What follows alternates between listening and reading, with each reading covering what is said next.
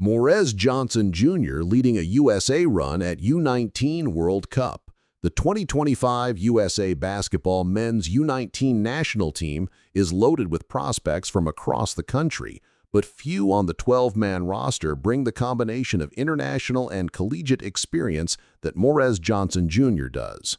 Fresh off a productive campaign at the University of Illinois, where he helped the Fighting Illini to the second round of the NCAA tournament, Johnson is one of just two players on the roster making the transition from their freshman to sophomore seasons in college. The other is the 7'3" Purdue University big man and fellow 2024 FIBA U18 Men's AmeriCup gold medalist Daniel Jakobsen.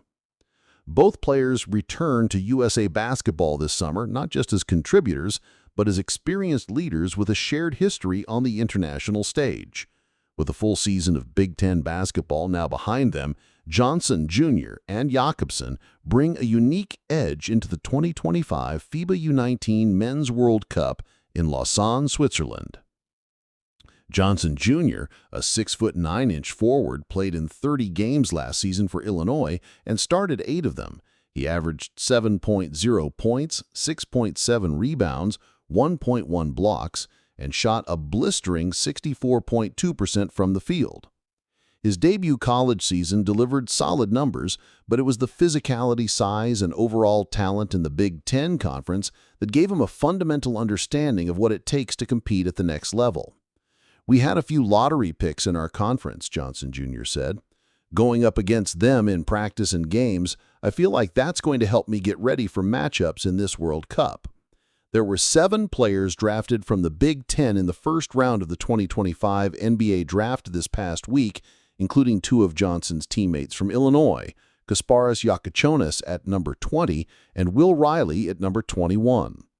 The Riverdale, Illinois native believes that the mental grind of college hoops, the early morning lifts, team practices, and constantly taking care of one's body has prepared him well for the quick turnarounds and intensity of FIBA competitions.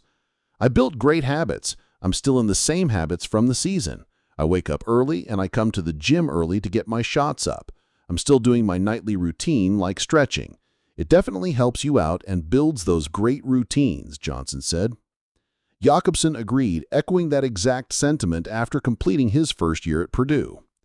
"The schedule and the amount of basketball things we have to balance, it really helps us prepare for events like this," he said. Johnson and Jakobsen both know what it means to represent the United States. Their time at the 2024 FIBA U18 AmeriCup gave them a taste of what it takes to win a gold medal on the international stage.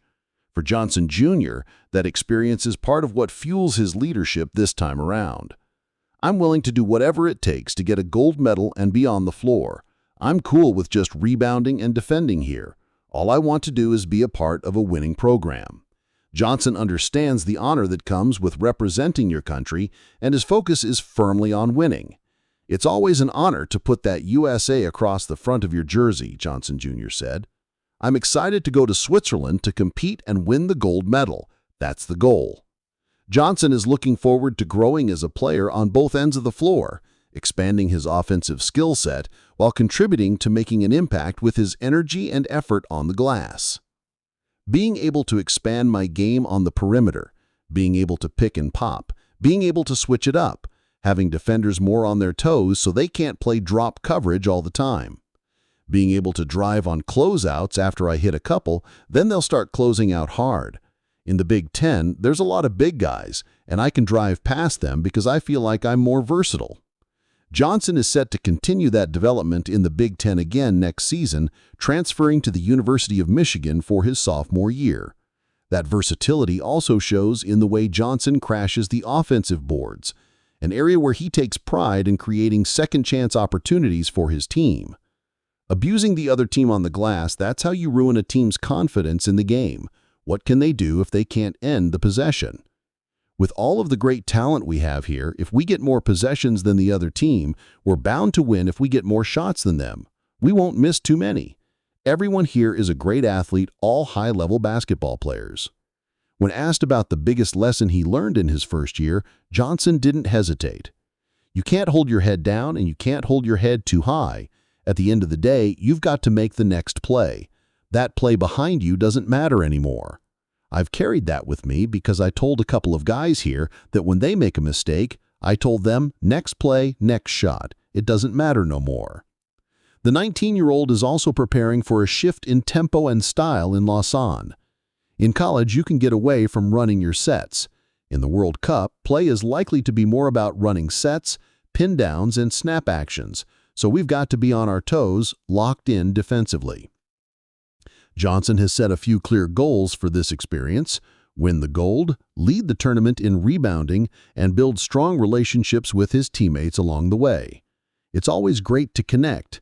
Building that connection, winning a gold medal, leading the World Cup in rebounding, that'd be big, but most of all, I want to win. As the USA men's U19 national team gears up for another summer on the world stage, Johnson and Jakobsen's experience and commitment to team success will be pivotal, not just on the stat sheet, but in doing whatever it takes to win. All that matters is what's on the front of our jerseys. USA. If you enjoyed the video, don't forget to like, comment, and subscribe to The American Playbook. Your support means the world to us. Thank you.